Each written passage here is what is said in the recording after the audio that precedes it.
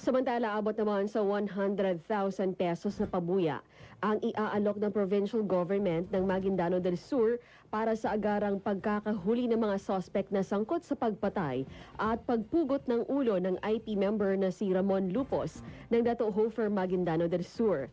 Matapos ang insidente ay agad na pinulong ni Maguindano del Sur Governor Dato Ali Midimbang ang provincial police, militar, mga barangay official at IP leaders ng Dato Hofer.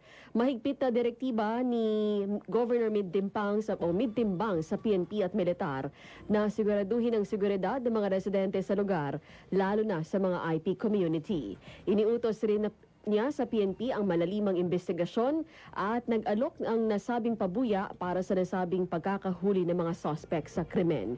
Naunang kinondena ng militar, PNP at BARM government ang insidente at nananawagan na bigyang hustisya ang sinapit ng biktima.